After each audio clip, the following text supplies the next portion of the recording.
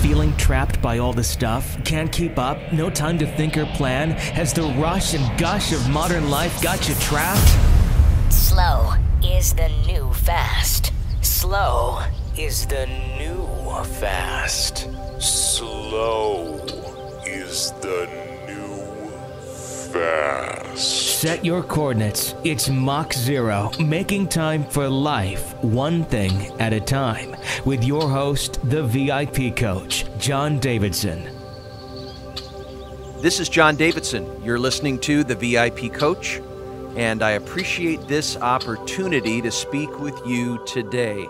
I'd like to welcome all of our listeners to the Mach 0 podcast, Making Time for Life, one thing at a time. You know, for those of you that have been hanging out with me for the years that I have, this is our 131st podcast. That's right. I started in 2007 with a show called No Hype Allowed, and I created 55 shows around how do we look directly at the human potential movement. And we have this craze in our country, in the United States, and now throughout the world, that our brain has all these special powers and that our beliefs and all this stuff, and that if our thinking is right, then our reality will change and all this. And we have all these tricks in us, and why don't we use it? And the brain has all this unlockable power, and why don't we do it? And so what the easy thing to miss is that the whole focus is on oneself, and it's not on the creative process.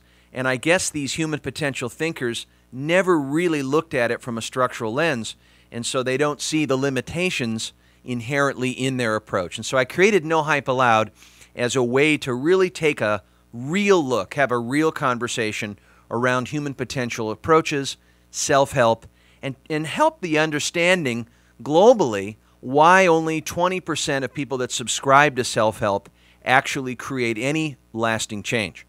So there's those shows, the 55 shows. And then I went into another chapter, another version of the podcast called Radical Creativity.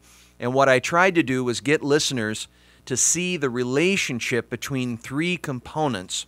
First is creative freedom. Second is creative value. And third is creative purpose.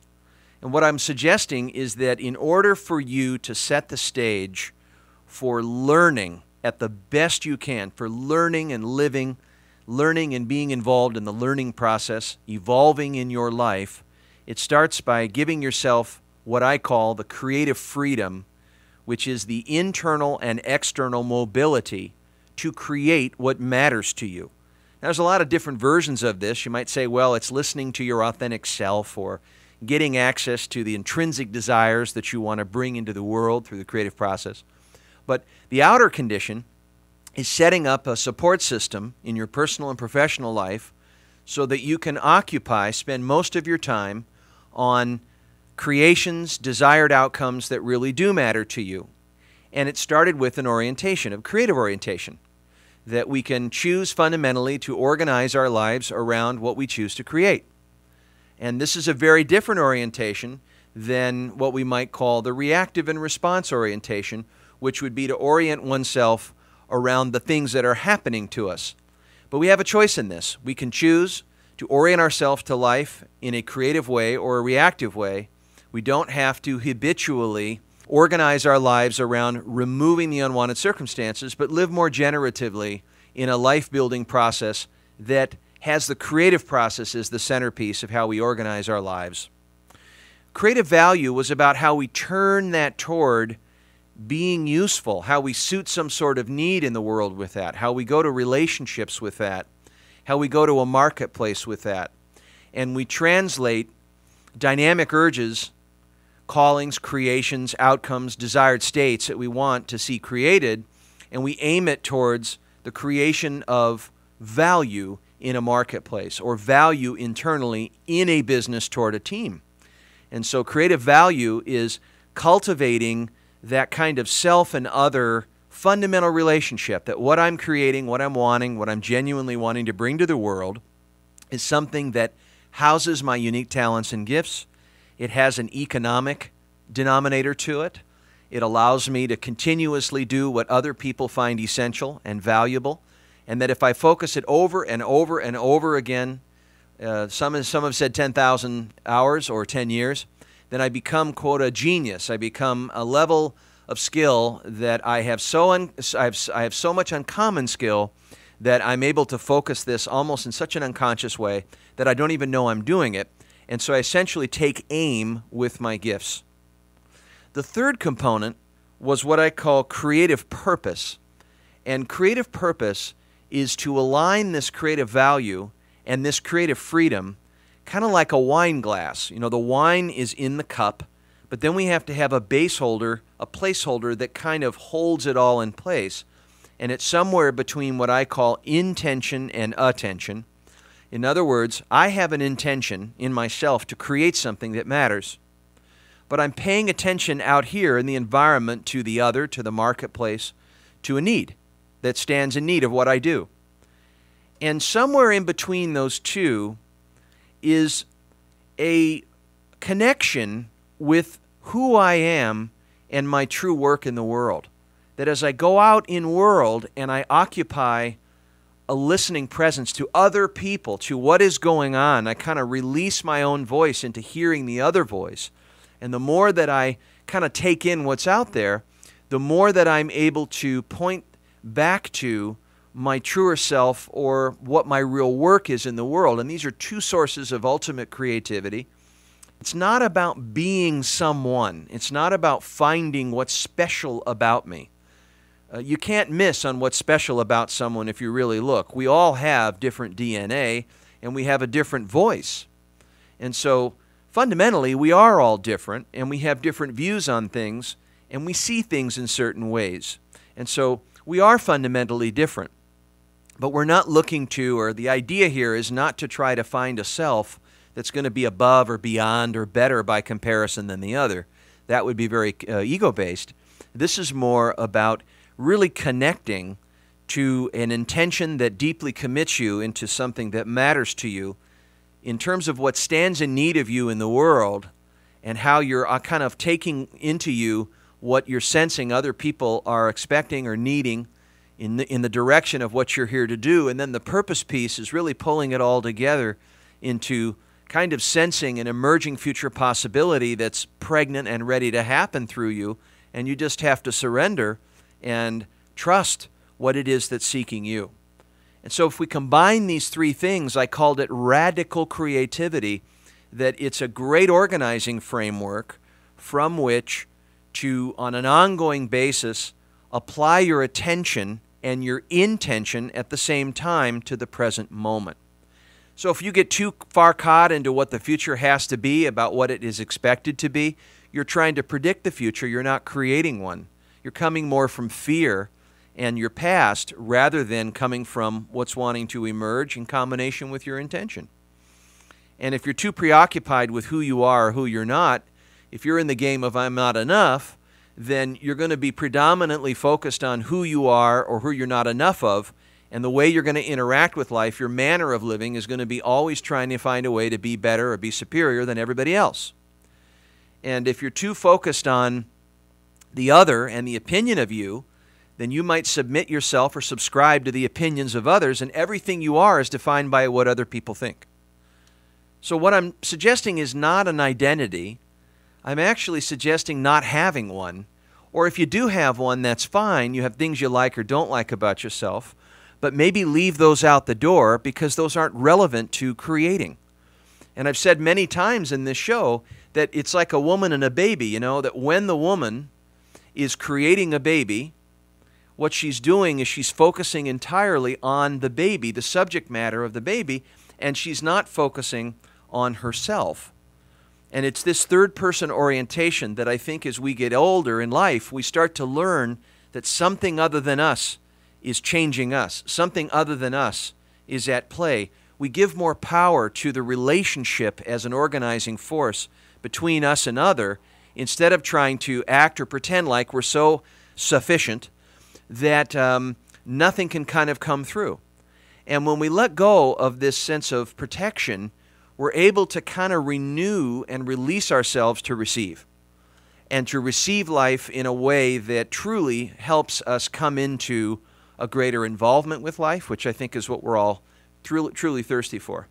So I've written several books about this. I've written 3, and they're kind of in stages. So the first one is called The Day I Built My Barbecue, and that book is about how a guy named Steve Russell, a client, achieves this creative freedom by the way he sets up his business to serve his life rather than consume it.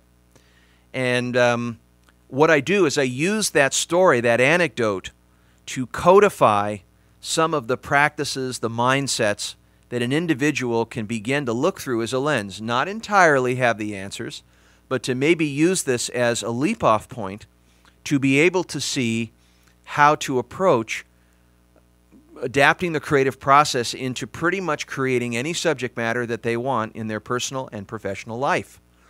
And so I go through those steps of how to set up the business, kind of what to let go of, the mind shifts that are in that, how to put together the support system, fierce delegation.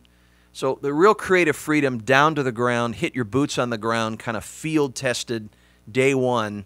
What do you have to be thinking about? What do you have to be setting up externally? So I look at both the internal and the external to set up a real source of confidence that one can create or move toward a future that they dream and seek to create. And this future becomes the source of all decisions that they're making today as an entrepreneur. So it's an entrepreneurial lifestyle book, and I think entrepreneurship is a lifestyle choice. Now, the second book I call The Unstoppable You, and The Unstoppable You is beginning to look at you're not alone in composing the properties of your true makeup. You are composed, you live in a network of relationships, that you are not self-appointed. Your true nature, your true properties are composed of you and how the other brings you into you. Hence, you can't really see your true face without depending on the feedback of you and affecting someone or something else. And by way of seeing your relationships and how those relationships are trending and the flow patterns of energy and information that are exchanged, it brings you into setting the stage for a creative value. And the creative value is a huge thing. Creative value is seeing how you see yourself by empathically understanding you, other, market. You do this in your personal life with your own, your life partner, your teammate, your significant other, spouse, or husband or wife. You do this through the other, your children, your parenting. They bring you into the parent you are. And so when you say I love you to someone, what you're saying is, thank you for bringing me into the love that I am. Thank you for bringing me into the love that I am. And as you're doing that, you're helping them see that you're bringing them into the love that they are. That the way that you affect the world starts with the way the world affects you. The world is in you from which you bring forth your true work, your care, your leadership, your mobility, your activity, how you affect it, how you influence it, is brought forth by the way you listen to it. It doesn't start just from within you. It starts from understanding.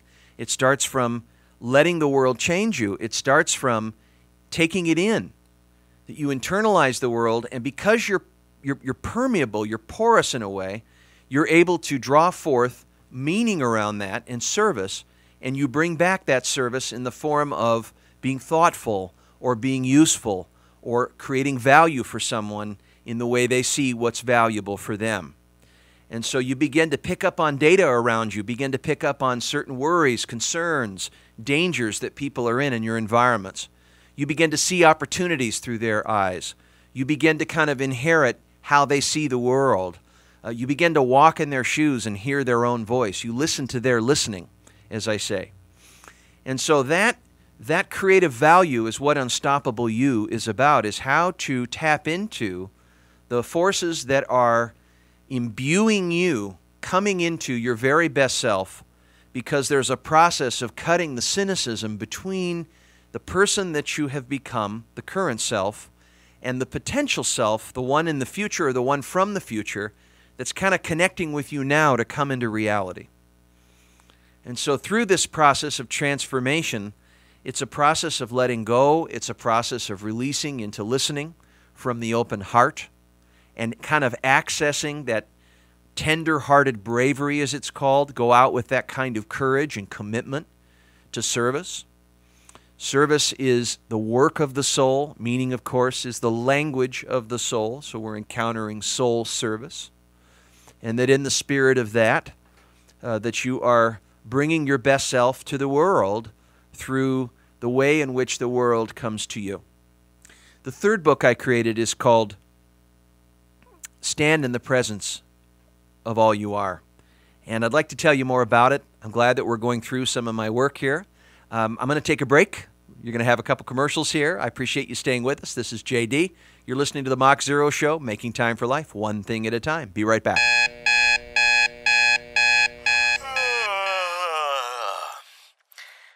It's Monday morning.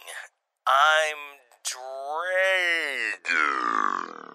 drained. You've got mail. Look at this. It's the Monday Advantage video. Yeah!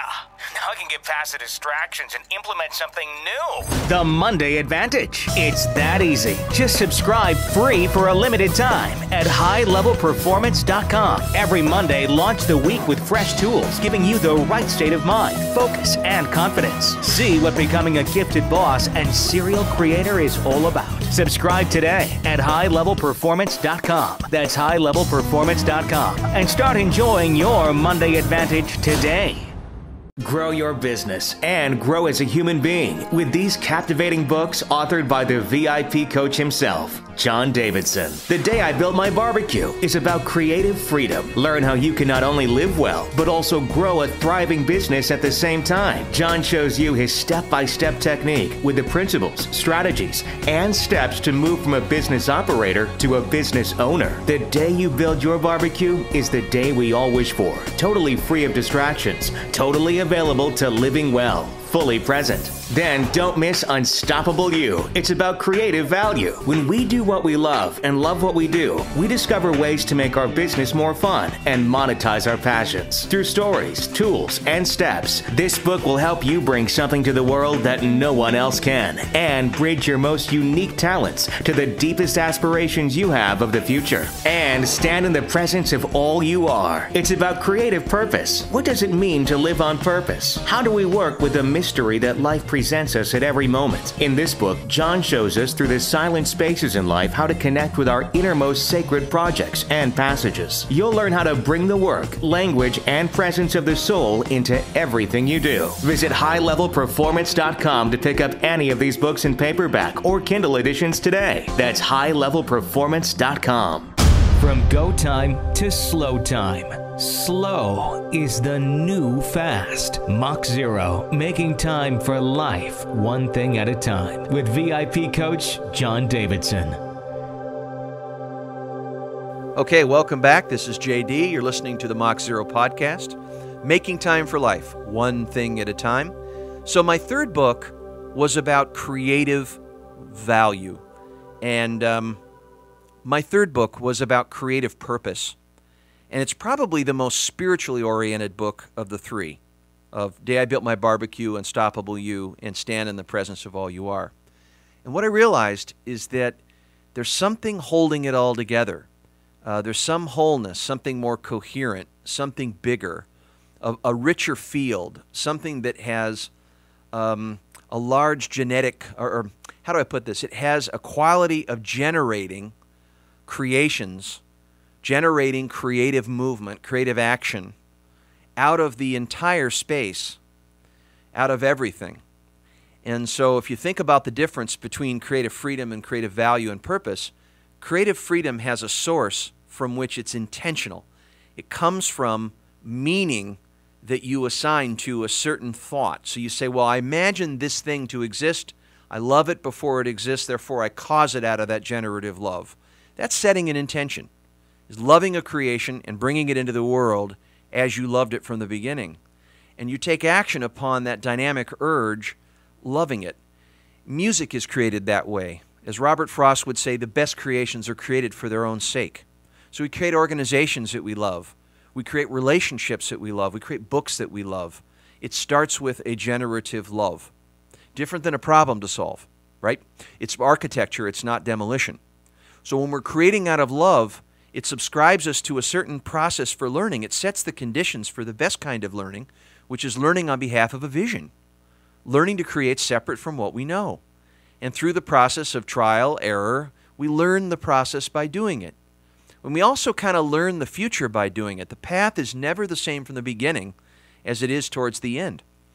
You know, that we set the stage for real learning and assimilation, but a lot of times we're not the same person by the time our creation comes into the world, and that the process that we are going to use to set into the next creation is a process of assimilation from the previous one.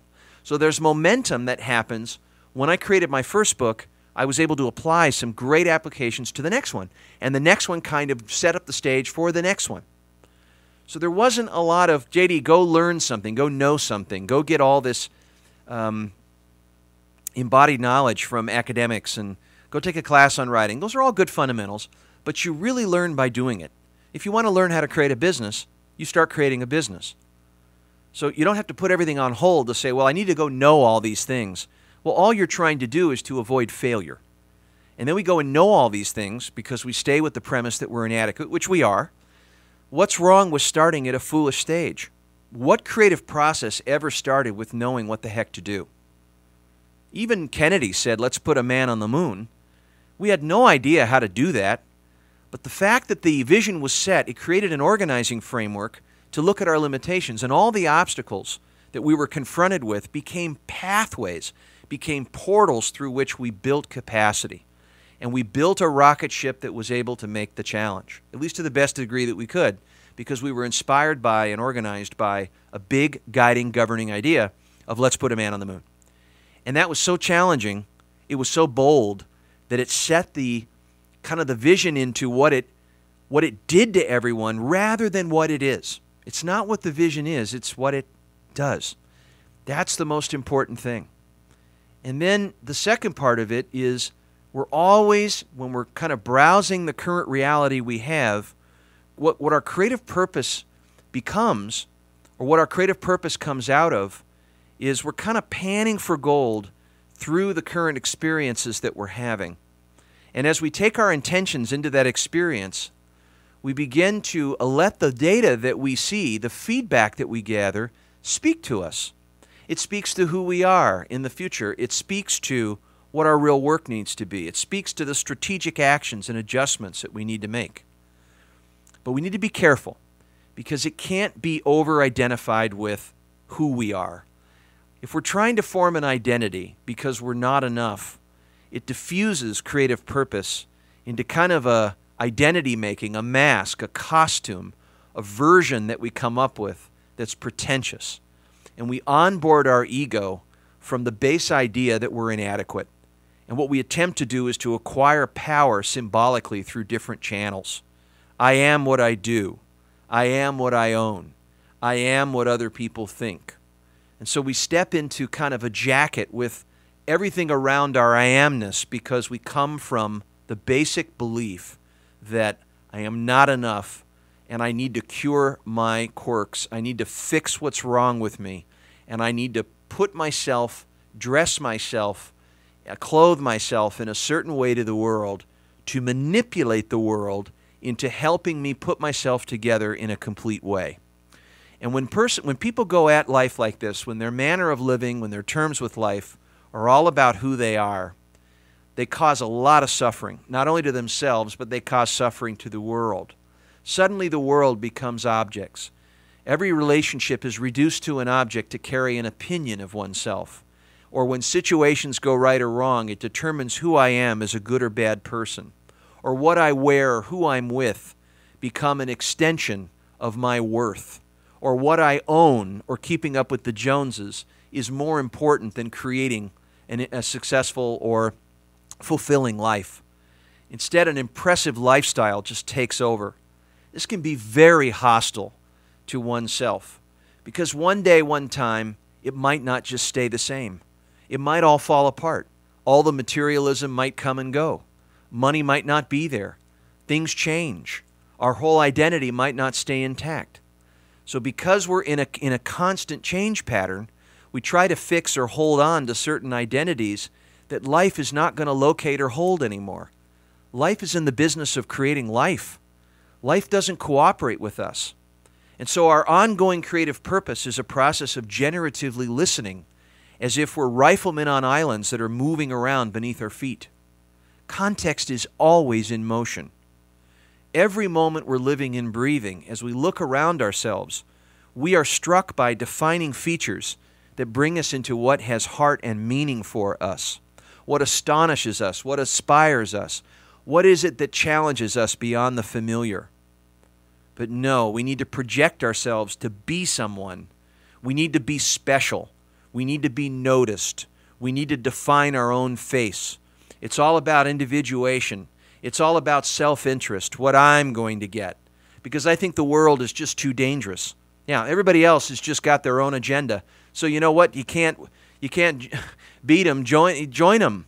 So why don't I go and just, form an identity just like them, try to be hostile, compare myself to everything in the world, and use that as a form of boosting one's self-importance or identity. That is such a path of suffering. And so part of creative purpose often is like a cathartic thwop. The cathartic thwop is that moment in your life when you cross over through halftime and you kind of enter the second half of life where it's all about heart and meaning and creating your values. Don't try to stop it. It's like your fingernails growing, or it's like a natural-born evolution of just consciously aging. And the reason why you come into it is in the natural order of your progress and evolution as a human being. You start to become more aware, one, that you're aware. You start to become more aware and distanced from your mental constructs of the world. You start becoming a little more accessible to your own ignorance. You start letting go of being fixated on fundamentalistic beliefs and kind of questioning yourself and putting kind of your beliefs in, well, I need to check them out. Is it really real what I assume to be true? You begin to become self-aware and you look at, well, wait a minute. What am I making up to be true here? Is this really who I think I am? You begin to kind of challenge what you've made up to be real. And when you do that, you realize that you've been deceiving yourself all along. And when that happens, that's the cathartic thwop. Suddenly the world is seen with new eyes. You start to notice the world with reverence and consideration. Things become more clear to you than they ever have before. What was once missed before in terms of a beautiful stage or gesture that someone did for you, you suddenly notice. You move to a stage of humility where you're so grateful with gratitude for the blessings that have been bestowed upon you. You know that there's larger power around you than you are. You've come to terms with just how powerless you really are. I think we're afraid to be powerless. We're afraid that if we were powerless, what would really happen? We'd be afraid to die. We'd be afraid to put ourselves in the hands of the world, put ourselves in the hands of the other. But do we really have a way out? We've always been in the hands of the other. Ever since day one, we started being made in the womb. We were always in the hands of the other. But as we got to be an adult, we formed a protective veil. We drew our swords and we drew our shields, and we protected ourselves from the way the world could affect us. And instead, we tried to form some sort of identity, to get to homeostasis, to survive. But what we didn't see is our creative purpose. And at some point, through the cathartic thwop, that creative purpose calls and calls and calls and calls and calls. It was imbued, it was on our tabloid from day one, the day we came in, that we were on we were on this life to do something with the life that we had. It may be a wild and crazy life that we have, but are you really doing what you came for? And are you really making the most of the life spirit that you have? Why would you sink it into a compromise? Truly, why would you spend your time and energy with the brevity of life creating things that you don't care about? I don't know how many lives you're going to have, but why are you treating yourself like an immortal person? You don't have all the time, and your days are numbered. And if you don't live close to death, then you're out of touch with the honesty of life's course. Death is close at hand.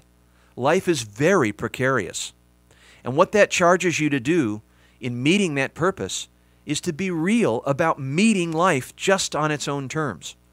Because everything the future needs is given to you in this moment. I mean, do you realize that everything is waiting for you? Everything. Death, demise, disappearance, abundance, all that. Because you don't know the future. You never will. You have some control over the present moment. You have control over your choices or how you interact with the present moment. You can either organize it creatively or not. You can locate what happens to you and be a victim, or you can do something with what happens to you and learn. You can create or react. How you want to play it is up to you. But if you're choosing to create and you make a fundamental choice to be a more predominant creative force in your life, then you're in touch with a set of creative forces that you are going to channel as a vehicle into a solid state. It means that you're saying there are virtual possibilities in front of you that have yet to become real. And by virtue of that, you have a lot of hope. You have something to look forward to. Does that mean the future is always optimistic? No. Does that mean it's always pessimistic? No. Is it worth being definite about? No. So how about holding an open mind? How about holding an open heart? How about holding to that grand will, the bigger will? You know the one I'm talking about. Yeah. The one that is bigger than your puny will. I don't know where that will comes from, and maybe that will is the force behind what we call God. But that force itself, that force has to be at play in some creative action in the universe. When Stephen Hawking talked about the way the universe came to be, he said that the way that the particles had interacted, the gravity, the relationship, the coherence between those, came together in natural order. That all they could do, by nature of their own structural determinism, was bring something into being through the relationship between them.